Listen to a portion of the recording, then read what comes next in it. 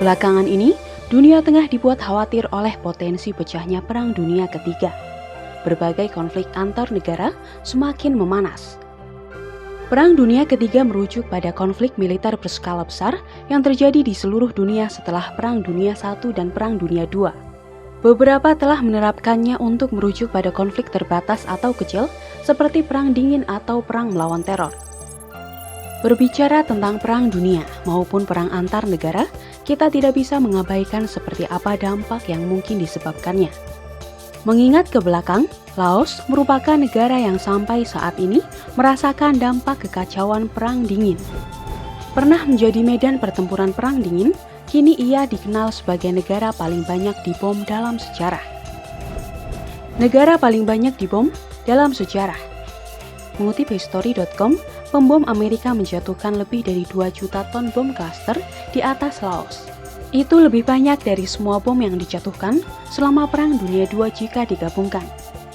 Pengeboman Amerika Serikat di Laos tahun 1964 hingga 1973 disebut merupakan bagian dari upaya rahasia CIA untuk merebut kekuasaan dari komunis Pathet Lao. Itu adalah sebuah kelompok yang bersekutu dengan Vietnam Utara dan Uni Soviet selama Perang Vietnam. Kedekatannya dengan Mao Zedong Cina membuatnya penting untuk menjaga komunisme di Teluk. Jika Laos hilang, seluruh Asia Tenggara akan menyusul, kata Dwight D. Eisenhower kepada Dewan Keamanan Nasionalnya.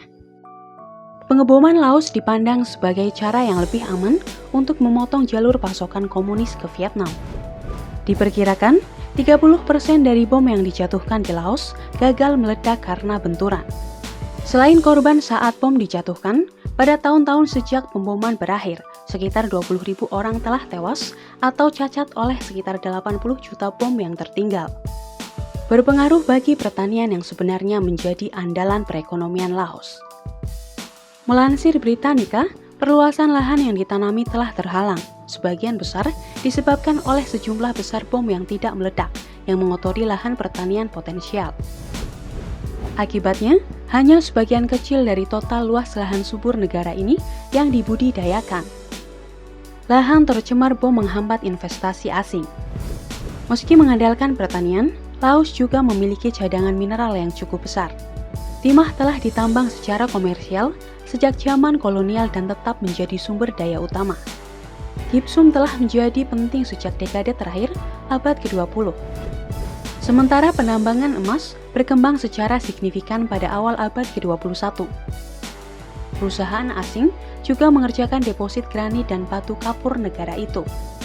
Ada juga tembaga dan batu mulia, besi dan timbal.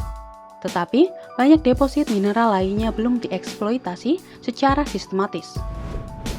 Itu dikarenakan lokasi simpanan yang terpencil, kurangnya tenaga kerja terlatih, juga termasuk disebabkan oleh adanya sejumlah besar persenjataan yang belum meledak yang mencemari pedesaan, sehingga menghambat investasi asing.